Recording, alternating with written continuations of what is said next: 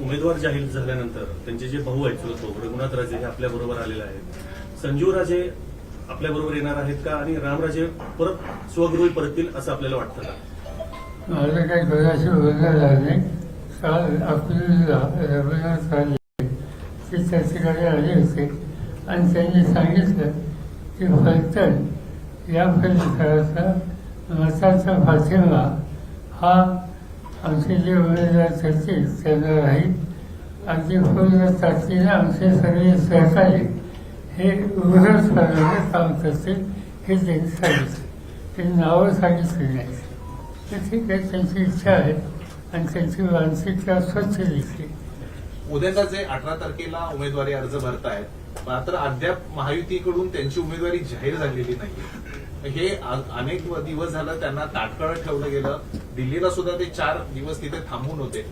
का वेटिंगला ठेवलं गेलंय? काय सांगायला याच्याबद्दल तुम्हाला काय वाटतं? काय सांगायचं म्हणजे आता राजांच्याबद्दल आम्ही काय पहिल्यांनी काय सांगायचं. त्यांची एकंदर स्थिती जी काय आहे ती तुम्हाला दिसते. म्हणजे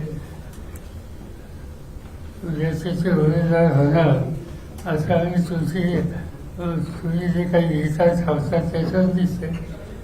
पण आम्हाला असं खाते की लोकांच्याच गेल्याच्या नंतर लोक आम्हाला सगळ्यांच्या आघाडीचे उमेदवार शशिकांत शिंदे यांच्याबद्दल लोकांच्यात असा बघायला मिळेल. सातारा हा राष्ट्रवादीचा बालेकिल्ला राहिला नाही असं एका आमदारांनी वक्तव्य केलंय. त्यांना काय सांगायचं? ठीक आहे ना, त्यांचं वक्तव्य त्यांनी केलं. बालेकिल्ला राहील का नाही, राहिलाय का नाही? असं आहे की सातारचे लोक फोडून आणि विचारायला नेहमीच पाठिंबा देतात. मागच्या वेळी सुद्धा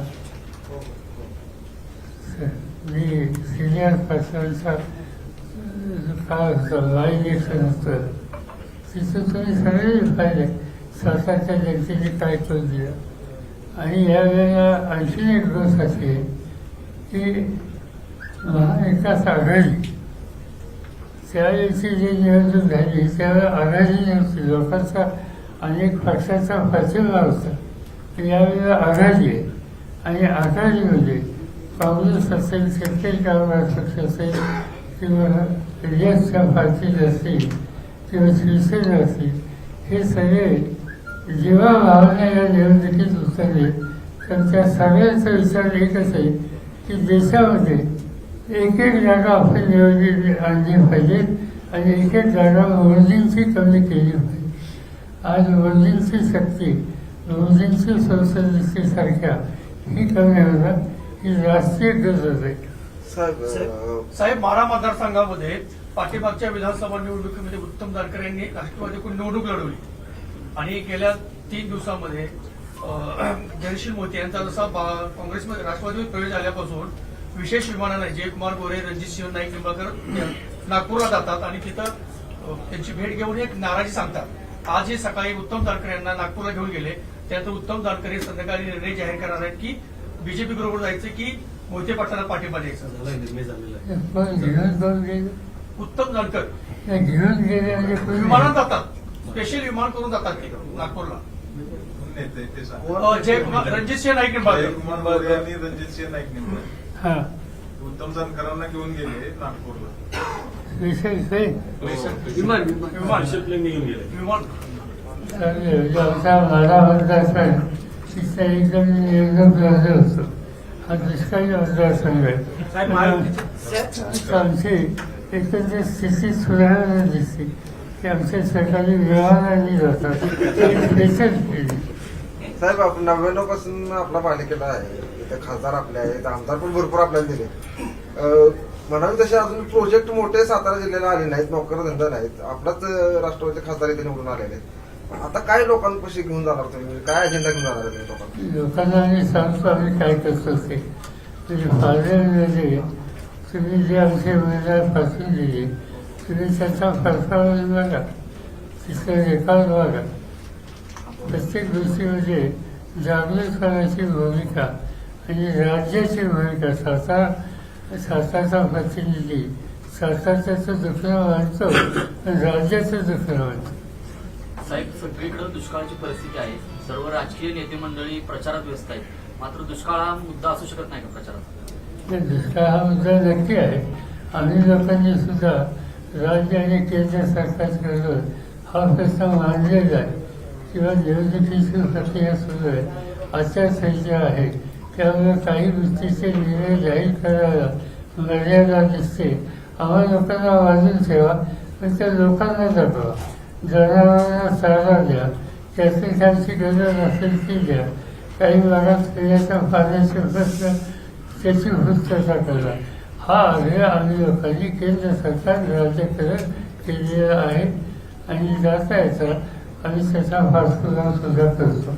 सर, व्हीव्हीपॅटचा जर निकाल आला आणि जर स्लिपा मोजायला लावला तर भारतामध्ये हे जे सगळे चित्र आहे जे आतापर्यंत 400 पार 300 पार चालले, ते चित्र बदलू शकेल असं वाटतं आपल्याला?